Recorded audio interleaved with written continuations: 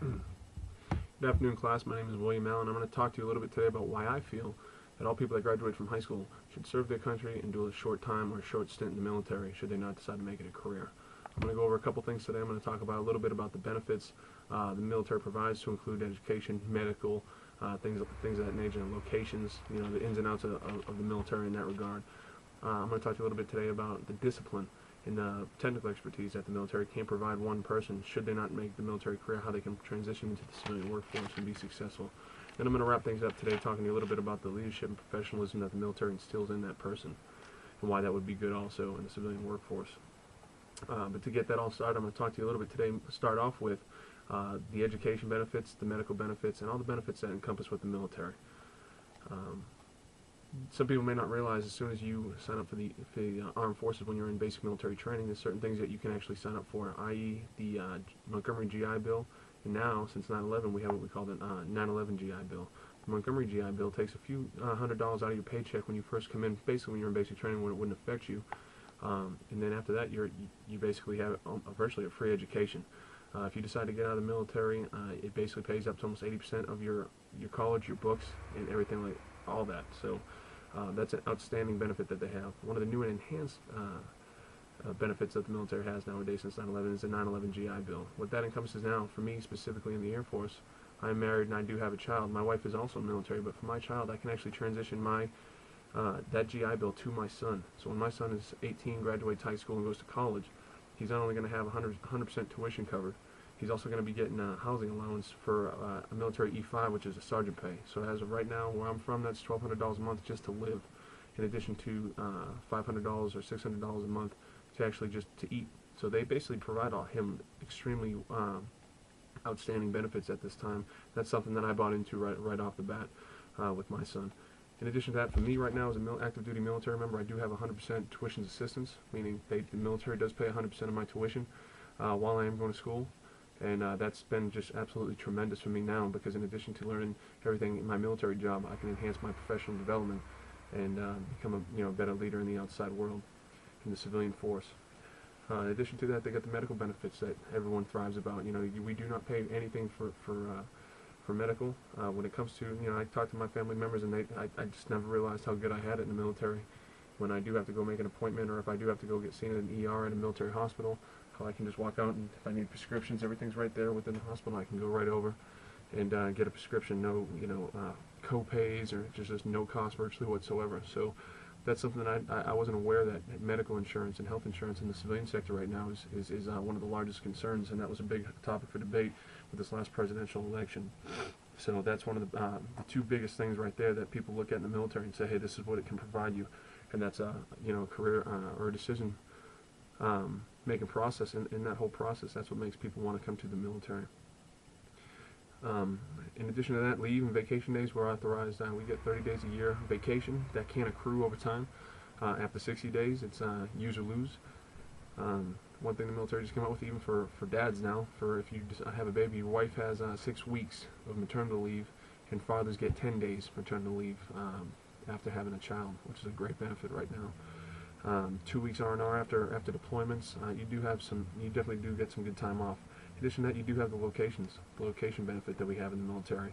We have locations all over the world, between the Air Force and Navy, Marine Corps, and Army, all over Europe, Asia, the Pacific. I'm stationed actually in Germany right now and get to travel all over the world, do things I've never thought I'd be able to do because of the military, which has been just a tremendous experience that I'll always have with me.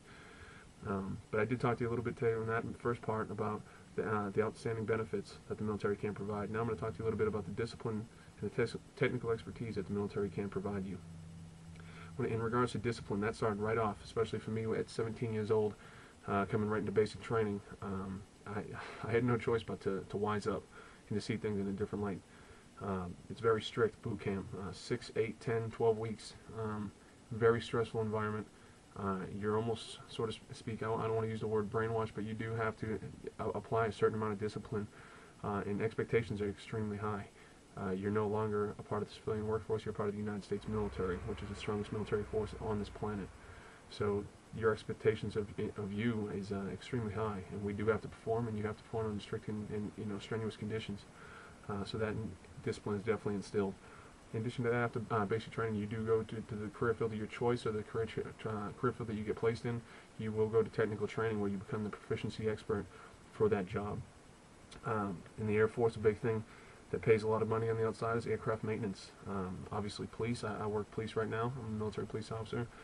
Medical. There's a variety of different things in the medical career field that you can do. X-ray techs, medical techs, immunizations, dental, maternity. You can go work in maternity wards and military hospitals. Things you can transition easily to the outside. Accounting, finance, contracting, you name it. There's so many jobs in the military that can transition very easily into the civilian workforce and make you very liable and very basically a hot ticket when it comes to the hiring process because of your whole military background. Talk to you a little bit right there about the discipline and technical expertise that the military can provide and make you a better person, a better leader, or more professional, and that's how I'm going to transition to my final point here with leadership and professionalism. The military is a professional organization, one of the most professional in the world. Customs and courtesies and the military traditions is something that we are so big on to keep that camaraderie, to keep that morale, and to keep that professionalism and patriotism to where it needs to be, in order to serve our country with the right attitude and stay focused on the tasks that we have at hand. And one thing, when you first come to the military, you have to learn how to be a good follower, to be a good leader.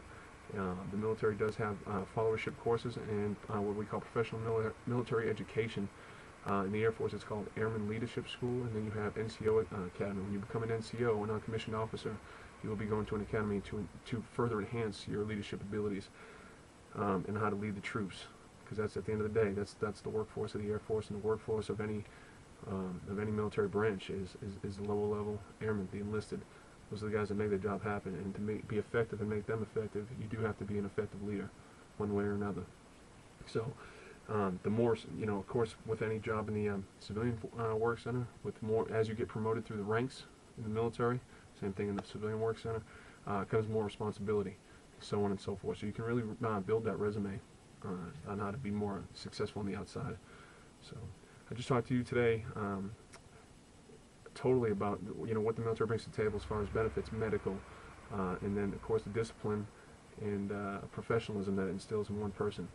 I hope I didn't persuade anybody. However, I just want you to see my point that it would be a great idea for somebody to do even 2-3 years in the military prior to getting out of high school, or actually, post high school graduation, to come out, get those military educational benefits that you can use to help yourself in the future, and also use that, instill that discipline and professionalism to make you an overall more effective worker, follower, and leader. I hope you enjoyed it. Thank you.